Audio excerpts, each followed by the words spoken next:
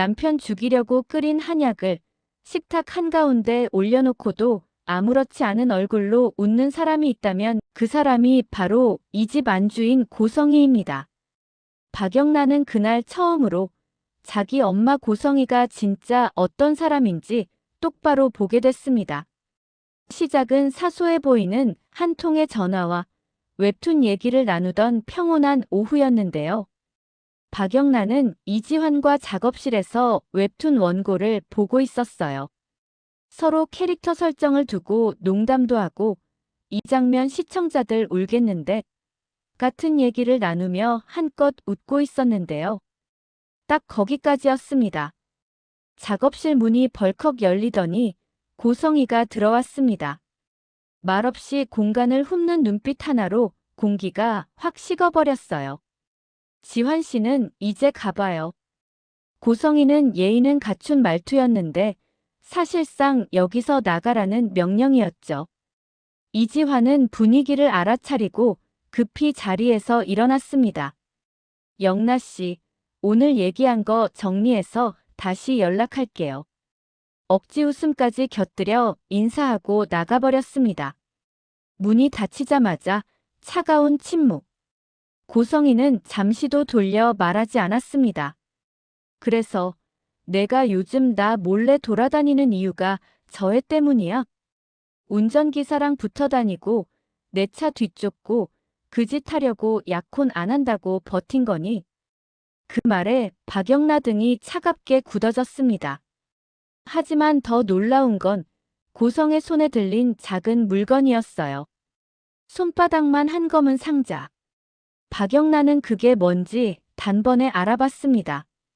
자기가 며칠 전에 직접 주문해서 붙였던 차량 위치 추적기였습니다. 이걸로 내가 내 차를 감시했더라. 고성희가 낮게 웃으면서 추적기를 흔들었습니다. 예전 같았으면 박영란은 그 자리에서 얼어붙고 변명부터 했을 겁니다. 그런데 이상하게도 오늘은 두려움보다 다른 감정이 먼저 올라왔습니다. 아, 이제 이 얘기를 꺼낼 수 있겠다. 박영란은 천천히 입을 열었습니다.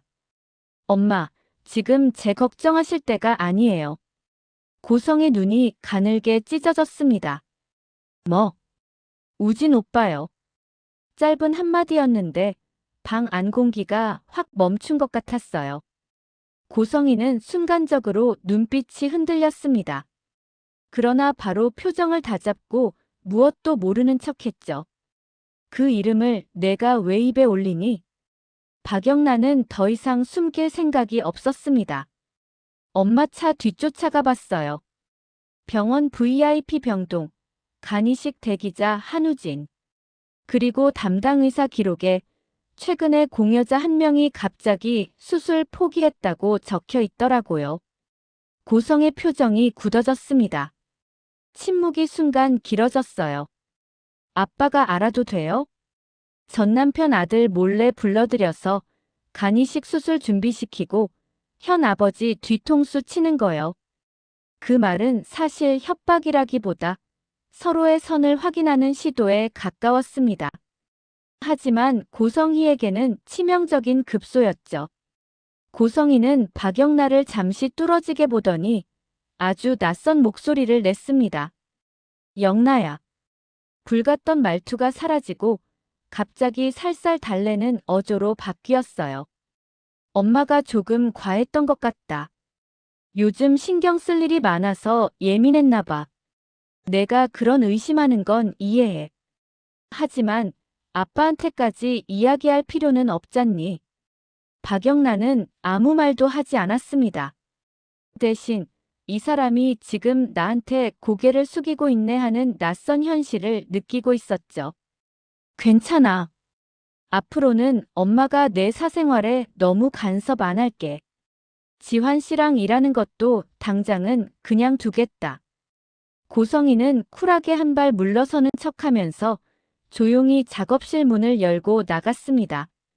문이 닫히고 나서야 박영란은 긴 숨을 내쉬었습니다. 손이 떨릴 정도로 긴장했는데 이상하게 무서움보다 묘한 확신이 들었어요.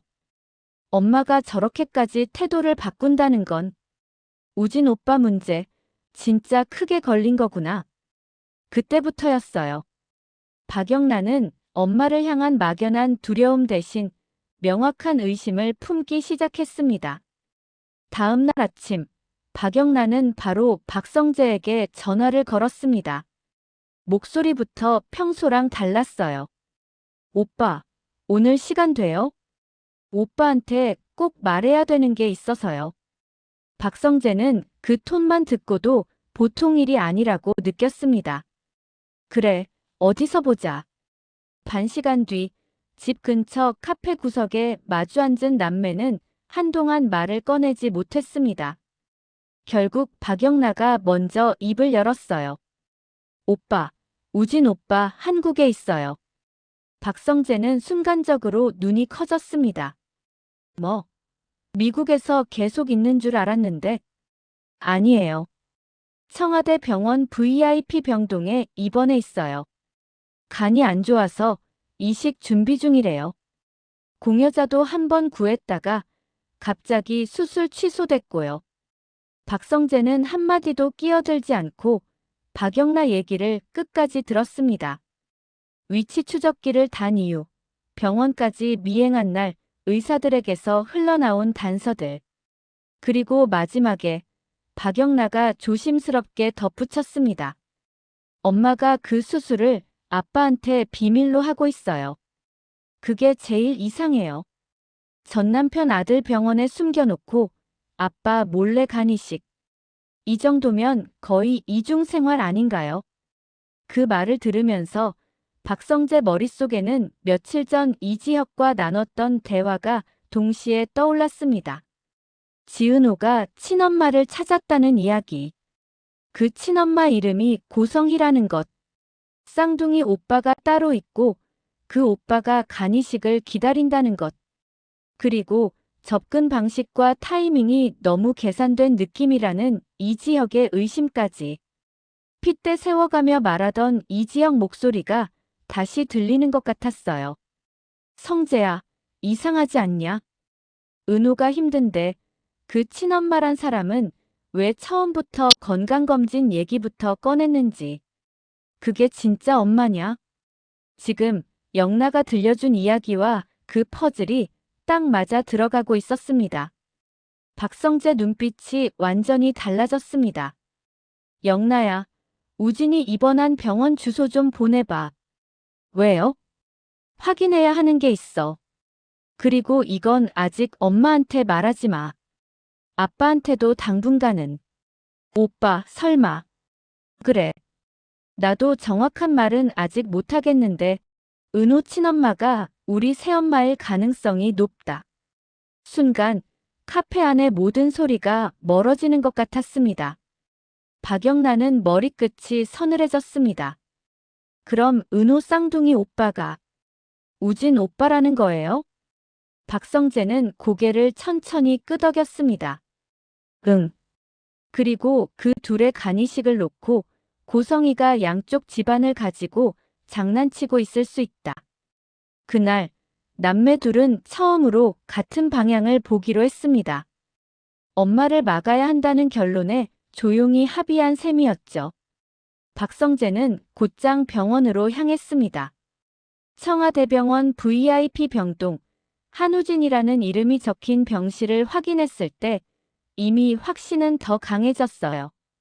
담당 의사는 조심스러운 어조로 말했습니다. 간 기능이 상당히 떨어져 있는 상태입니다. 이식 외에는 뾰족한 방법이 없는 상황이고요. 한번 공여자를 찾았다가 가족 쪽에서 사정이 생겨 취소된 걸로 알고 있습니다. 가족 쪽 사정이라는 단어가 유난히 귀에 꽂혔습니다. 바로 그쪽이 지은호 쪽이겠죠. 병원에서 돌아온 뒤 박성재는 집에서 고성희의 일상을 조용히 관찰하기 시작했습니다. 눈에 들어온 것 중 하나가 바로 한약이었어요. 고성희는 요즘 부쩍 저녁마다 부엌에서 약탕기를 올려놓고 있었는데요. 겉으로는 여보, 당신 건강 챙겨야죠 하면서 남편 박진석을 위한 보약을 정성껏 다리는 것처럼 행동했습니다. 그런데 박성재가 보기에는 그 정성이 이상하게 느껴졌습니다. 엄마가 아버지 건강을 저렇게 챙기는 스타일이었나? 의심이 생기자 눈에 들어오는 것들이 더 많아졌어요. 늦은 밤, 아무도 없는 부엌에서 약탕기 뚜껑을 살짝 열어보는 모습. 찬장에서 작은 유리병 하나를 꺼내 안에 든 투명한 액체를 조심스럽게 떨어뜨리는 모습. 그리고 그걸 아무렇지 않게 섞어버리는 모습까지. 박성재는 그 장면을 놓치지 않았습니다. 손이 떨릴 만큼 충격적이었지만 휴대폰 카메라로 조용히 그 장면을 기록해뒀어요. 다음 날 아침, 아버지가 그 한약을 마시기 전에 박성재는 컵 하나를 더 꺼냈습니다. 남이 보면 그냥 시음해보는 것처럼 보였지만 사실은 작은 플라스틱 용기에 일부만 옮겨 담아 가방에 넣어뒀습니다. 그 길로 바로 아는 한의사를 찾았어요. 원장님, 이거 좀 봐주실 수 있으세요? 보약이죠? 어디가 안 좋아서. 성분부터 좀 확인해 주시면 좋겠어요. 혹시 들어가면 안 되는 게 섞여 있는지. 한의사는 의아해하면서도 박성재의 눈빛이 심상치 않다는 걸 느끼고 말을 아꼈습니다. 검사해 보겠습니다. 결과 나오면 바로 연락드릴게요. 며칠 뒤 전화가 왔습니다. 목소리부터 무거웠습니다. 성재 씨, 가능하면 직접 오셨으면 합니다. 진료실에서 마주 앉은 한의사는 분석지를 건네며 조심스럽게 말했습니다. 일반적인 보약 재료도 들어있는데요. 이상한 성분이 같이 섞여 있습니다. 어떤 건데요? 의학적으로는 엄연히 독성으로 분류되는 물질입니다. 양은 많지 않지만 계속 복용하면 간이나 신장 기능이 서서히 떨어질 수 있어요. 언젠가는 큰일이 날 수도 있고요. 박성재 손에 힘이 들어갔습니다. 간신장 기능을 서서히 망가뜨리는 약. 지금 집안에서 간이식을 둘러싼 전쟁이 벌어지고 있는 와중에 아버지에게 이런 약이 들어가고 있었다는 사실이 섬뜩하게 이어졌습니다. 원장님, 이 결과지 하나 더 뽑아주실 수 있을까요? 네. 무슨 일인지는 모르겠지만 조심해서 쓰세요. 보고서를 가방에 넣고 나오는 순간 박성재는 마음을 정했습니다. 이제 이 집 식탁에서 끝장을 봐야겠다. 그날 저녁 박진석의 집 식탁에는 가족들이 모두 모여 있었습니다. 박진석, 고성애, 박성재, 박영나. 음식들 사이로 따끈하게 데워진 한약 그릇이 빠지지 않았습니다. 여보, 오늘도 이거 먼저 드셔요. 고성이가 직접 그릇을 밀어주며 환하게 웃었습니다. 박진석이 습관처럼 그릇을 들려는 순간 박성재가 조용히 입을 열었습니다. 아버지, 오늘은 한약 조금만 미루시면 안 될까요? 진석이 고개를 들었습니다. 왜? 너 먹어보니까 별로던가. 제가 생각해보니까요. 어머니가 요즘 더 피곤하신 것 같아서요. 이 한약, 어머니가 한번 드셔보시면 좋겠다는 생각이 들어서요. 그 말에 고성희의 손이 아주 살짝 멈칫했습니다. 성재야, 이건 내 아버지 몸에 맞춰서 지은 거야. 나는 안 맞을 수 있어. 그럼 맛이라도 보세요. 아버지가 드시는 거니까 엄마가 먼저 확인해 보셔야죠. 박영란은 오빠의 말이 어디로 향하는지 직감하고 손에 쥔 포크를 꽉 쥐었습니다. 고성이는 억지 웃음을 지으며 말을 돌리려 했습니다. 아니, 내가 얼마나 정성껏 챙기는데. 내 아버지가 나만 믿고 먹는 거야. 내가 굳이. 그래서요. 박성재가 말을 끊었습니다. 진짜 아무 문제 없는 약이면 엄마가 첫 숟가락 드셔도 되는 거잖아요. 순간 식탁 위 공기가 바싹 말라버린 것 같았습니다. 성재야, 내가 지금 엄마를 의심하는 거야? 의심이 아니고요, 확인입니다. 박성재는 한약 그릇을 살짝 들어 고성이 앞쪽으로 가져갔습니다. 어머니, 한 입만 드셔보세요. 고성의 눈동자가 크게 흔들렸습니다. 손을 뻗다 말고 움찔하며 물러났어요. 난 지금 입맛도 없고 너무 뜨거워 보이는데. 그럼 제가 시키겠습니다. 박성재는 일부러 숟가락으로 한약을 여러 번 저었습니다. 김이 조금씩 줄어들었습니다. 그리고 다시 고성이 앞으로 밀었습니다. 이제 괜찮아요. 드셔보세요. 고성이는 자리에서 몸을 빼며 고개를 저었습니다. 성재야, 내가 왜 이러니? 엄마한테 이 정도도 못 믿어줘. 못 믿겠으니까 이러는 거죠. 박진석이 그제야 이상함을 눈치채고 물었습니다. 성재야, 도대체 무슨 말이냐? 박성재는 더 이상 돌아갈 생각이 없었습니다. 아버지, 이 약. 아버지 건강 챙기라고 만든 게 아니라 아버지 몸을 조금씩 망가뜨리려고 섞은 약입니다. 식탁 위가 완전히 얼어붙었습니다. 무슨 헛소리야? 고성이가 벌떡 일어나 소리쳤습니다. 증거 있어? 네, 있습니다. 박성재는 가방에서 서류와 작은 유리병 하나를 꺼냈습니다. 이건 한의원에서 분석해준 결과예요. 여기 보시면 일반적인 보약 재료 외에 간신장 기능을 떨어뜨릴 수 있는 성분이 같이 들어있다고 적혀 있습니다. 박진석이 서류를 받아들고 글자를 훑어 내려갔습니다.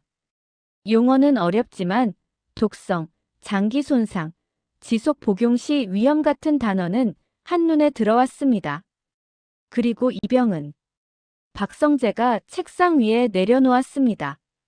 어머니가 약탕기 위에 따로 보관하던 병입니다.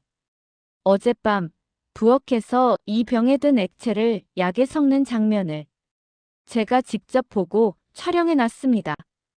고성의 얼굴이 하얗게 질렸습니다. 그건 그냥 보약 농도 맞추려고 넣은 거야. 의사가 알려준. 어떤 의사가 독성 물질을 보약에 타라고 가르칩니까?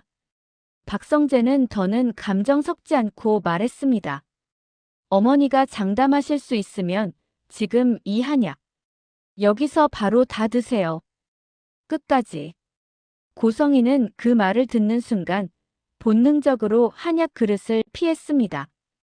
눈을 질끈 감고 뒤로 물러섰어요. 그 반응 하나로도 이미 충분했습니다. 박영란은 찢어지는 기분으로 엄마를 바라보고 있었어요. 설마라고 믿고 싶었던 마지막 끈이 눈앞에서 끊어지는 느낌이었습니다. 박진석은 한동안 아무 말도 못하고 한약 그릇과 성분 분석지, 그리고 아내의 표정을 번갈아 바라봤습니다. 정말이냐? 조용하게 떨어진 한마디에 거짓말을 끼워 넣을 틈이 거의 없었습니다. 바로 그때 거실 쪽에서 느릿느릿 발자국 소리가 들렸습니다. 이제 다 알고 있습니다. 벽을 짚으면서 천천히 걸어 들어오는 사람이 있었어요. 얼굴은 많이 수척해졌지만 익숙한 눈빛, 한우진이었습니다. 병원에서 퇴원한 건 아니고 간단한 검사를 마친 뒤 잠시 집에 들른 참이었는데요. 우진은 식탁 앞에서 벌어지는 광경을 보고 말 그대로 얼어붙었습니다. 이게 뭐 하는 거야? 고성이는 우진을 보자 본능적으로 그에게 손을 뻗었습니다. 우진아, 너 여기 오면 안 됐는데 엄마가 다 설명할게. 이건 그냥 오해고. 그만하세요. 우진 목소리는 힘이 약했지만 단호했습니다. 엄마가 아버지 약에 이상한 거 섞은 것도 들었고 은우한테 어떻게 접근했는지도 알았어요. 박영나가 놀라서 고개를 들었습니다. 은우. 박성재가 짧게 말했습니다. 그래, 은우. 내가 알고 있는 그 은우 맞다. 우진은 더 이상 숨길 게 없다는 듯이 한 번에 말해버렸습니다. 나 쌍둥이 여동생 있었어요. 어릴 때 보육원 앞에서 헤어진 그 아이. 엄마가 버리고 간 동생. 집안 공기가 또 한 번 요동쳤습니다. 엄마가 뒤늦게 그 동생을 찾아냈던 이유가 뭔지 알아요? 보고 싶어서가 아니라 재간이 망가졌기 때문이잖아요. 혈액형 맞고 유전자 맞는 사람, 그게 지은호니까. 박영나 입에서 저도 모르게 튀어나왔습니다. 지은호. 성재는 짧게 눈을 감았다가 떴습니다. 그래, 영나야. 너도 알지? 그 이름. 우진은 숨을 깊이 들이마셨습니다. 엄마, 나한테 뭐라고 했는지 기억나요? 내가 살려면 그 애간이 필요하다. 걔는 원래 잘 버티는 애라서 조금 떼어줘도 산다. 그렇게 말했죠. 고성이는 필사적으로 손을 내저었습니다. 엄마가 한 말은 다 너 살리려고 그랬던. 그게요. 우진이 말을 잘랐습니다. 엄마 욕심이었어요. 은우한테는 처음 만난 날부터 엄마 소리도 못하게 하고 건강검진부터 끌고 갔잖아요. 사람이 아니라 장기 창고처럼 보는 사람이 무슨 엄마예요. 박진석이 그제야 퍼즐 전체를 이해하기 시작했습니다. 그래서 은호라는 아이가 내 동생이고 그 아이에게서 간을 받으려고 내 뒤에서 몰래 움직인 거냐? 우진은 고개를 끄덕였습니다. 네. 회장님 몰래 병원 세팅하고 나를 후계자로 세우겠다고 약속하면서요. 박성재가 조용히 덧붙였습니다. 아버지, 엄마 쪽에서 준비한 이식 수술 공여자 이름이 지은호였습니다. 지혁이한테 확인했습니다. 박진석은 자리에 앉은 채로 한참을 말이 없었습니다. 이 집을 지탱한다고 믿었던 것들이 한꺼번에 무너지는 느낌이었어요. 성희. 조용히 이름을 부르자 고성희가 떨리는 눈빛으로 남편을 바라봤습니다. 26년 동안 내 옆에 있었지. 내가 다 믿었고. 여보, 그건 나도 당신 사랑했어요. 정말이야. 처음만큼은. 처음만. 박진석은 쓴웃음을 흘렸습니다. 처음만 사랑했고 그 다음부터는 내 자리랑 돈이 중요했냐. 고성희는 결국 바닥에 무릎을 꿇었습니다. 나도 두려웠어. 다시 밑바닥으로 떨어질까봐. 아무것도 없는 데서 시작하던 그때로 돌아갈까봐. 여기까지 올라왔는데 다 잃기 싫어서. 그래서 아버지를 조금씩 망가뜨리려고 약을 탄 거예요? 박성재가 묻자 고성희는 말을 잇지 못했습니다.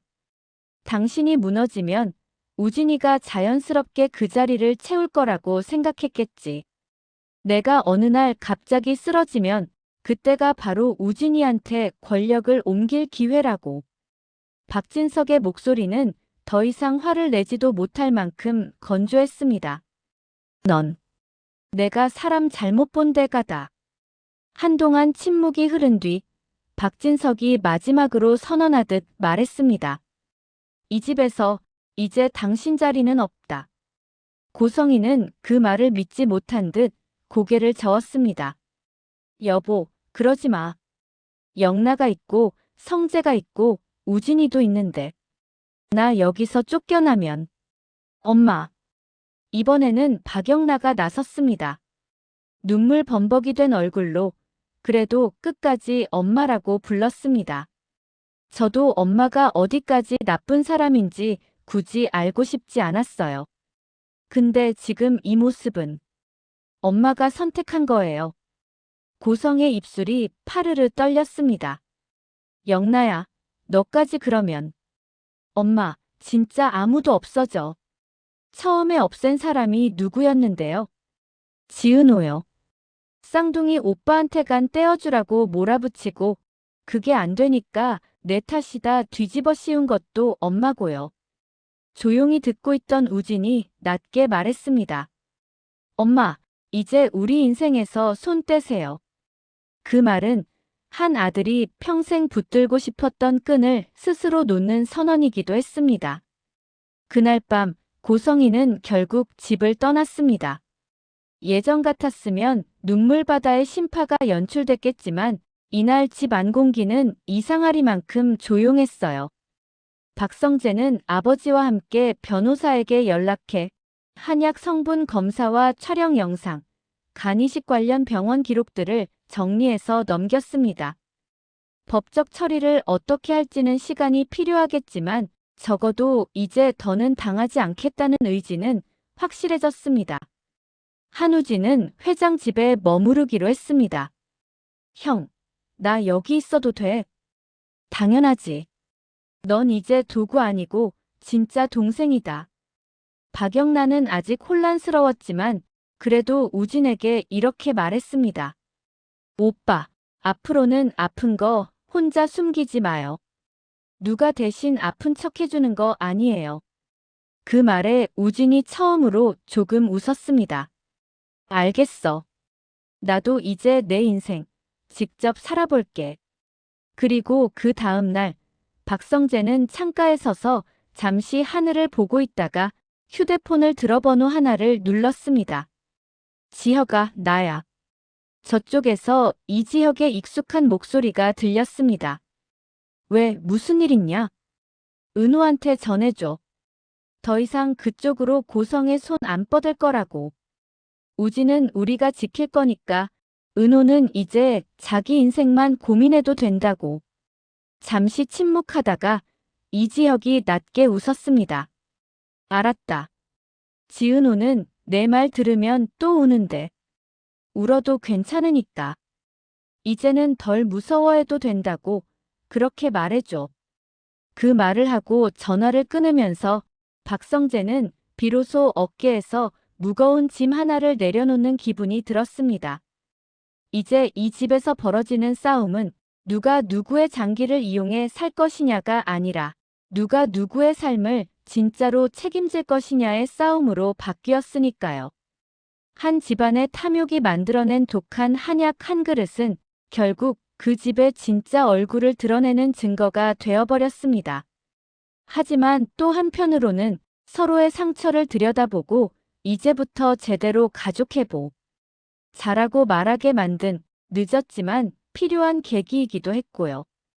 앞으로 한우진의 간이식 회복, 지은호와의 쌍둥이, 남매관계 회복, 그리고 박성재방영나 남매의 선택이 어떻게 이어질지 다음 화에서 더 깊게 파고 들어가 보겠습니다.